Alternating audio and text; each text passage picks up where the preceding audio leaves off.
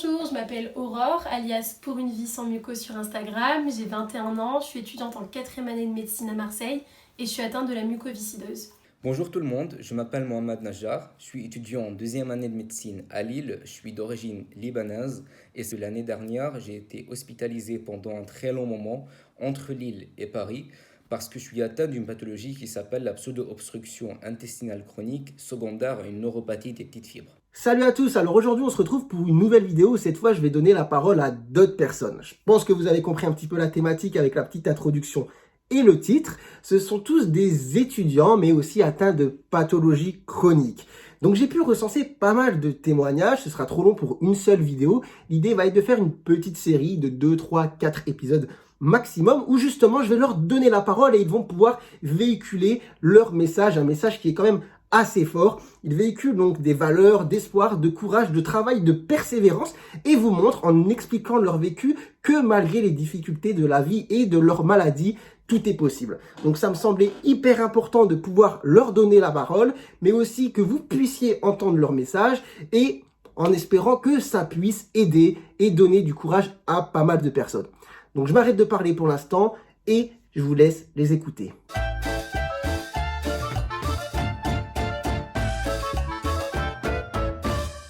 La mucoviscidose, c'est une maladie génétique qui touche principalement le système respiratoire et le système digestif. Au niveau respiratoire, on est plus sujet aux infections pulmonaires, ce qui peut amener à terme une insuffisance respiratoire et donc nécessiter une greffe de poumon. Au niveau digestif, ça touche principalement le pancréas. On a une insuffisance pancréatique exocrine, donc on a du mal à digérer et on peut avoir du diabète. C'est une maladie dont on ne guérit pas aujourd'hui, bien que l'espérance de vie augmente d'année en année. En fait, cette pathologie, elle va se manifester par des douleurs abdominaux, par des nausées, par des vomissements, par des paresthésies, du coup c'est des fourmillements au niveau des extrémités. Et tous ces signes sont en fait dus au fait que l'intestin il va se comporter comme s'il y avait un obstacle mécanique. Du coup, je n'arrive plus à manger par voie orale, je suis alors dépendant d'une nutrition parentérale.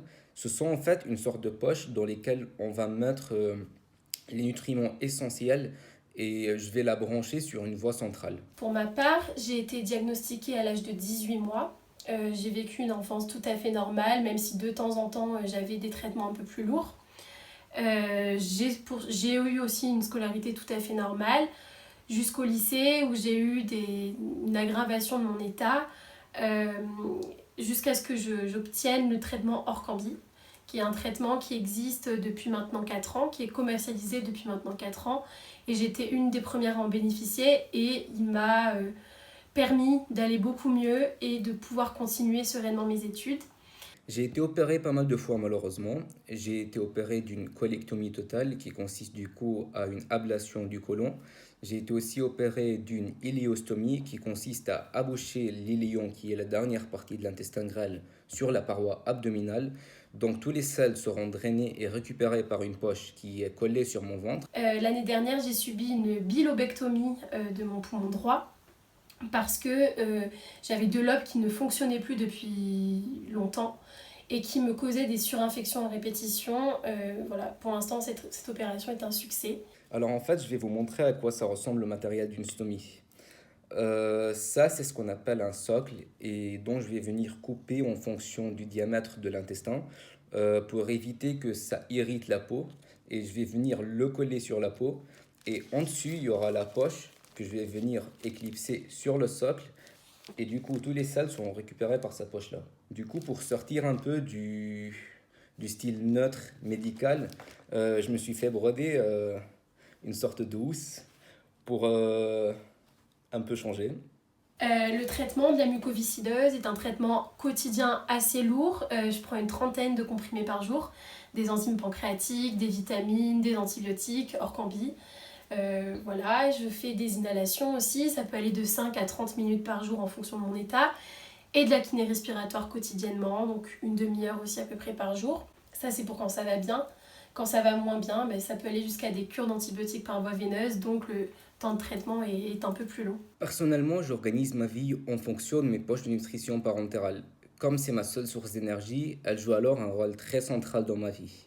Mais Heureusement, elles n'empêchent pas de sortir. En fait, les poches de nutrition, ils sont reliés à une pompe. Je vous ai montré la mienne. Il suffit de la mettre dans un sac à dos spécial, en fait. Je vous montre. J'accroche par là la poche de nutrition. Je la fixe par cette sangle-là.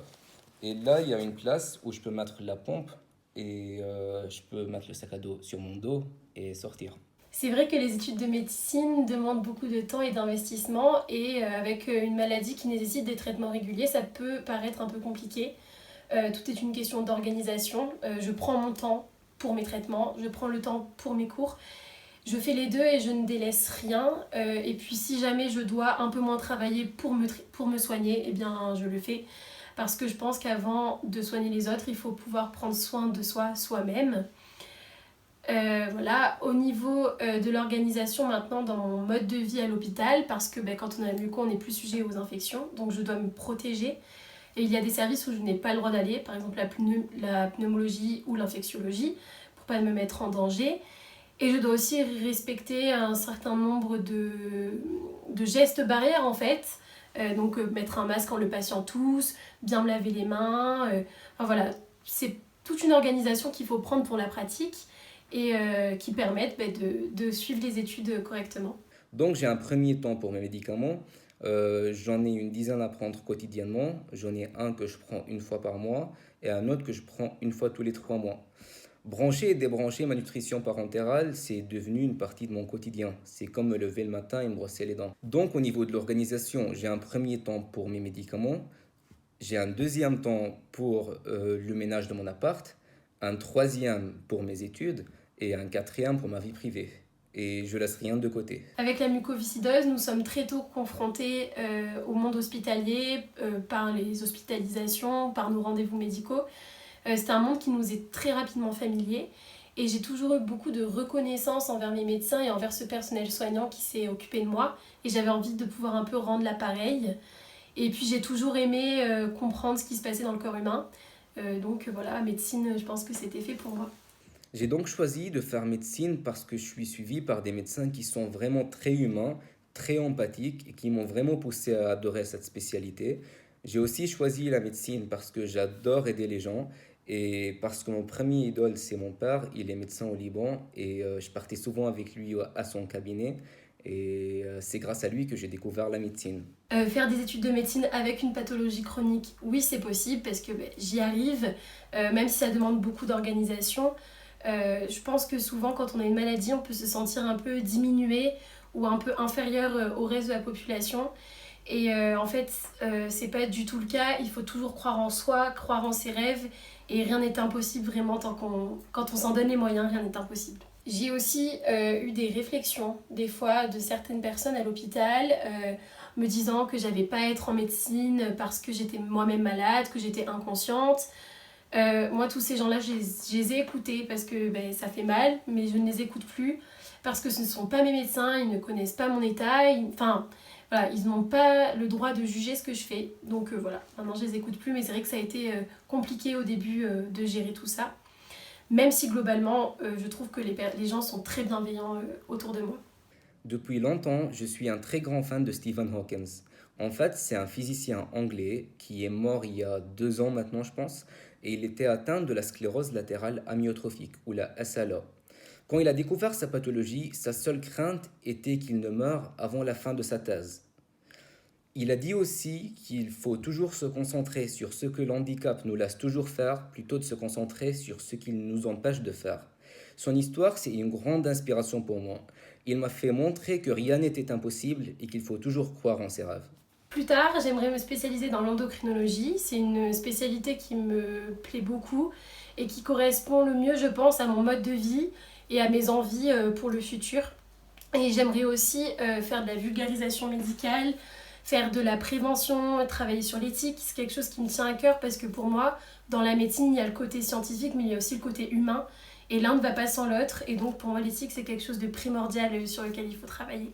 Par cette vidéo, j'aimerais aussi remercier mes parents et mes amis qui ne m'ont jamais laissé tomber depuis le premier jour et qui sans eux, vraiment, je ne serais jamais arrivé là.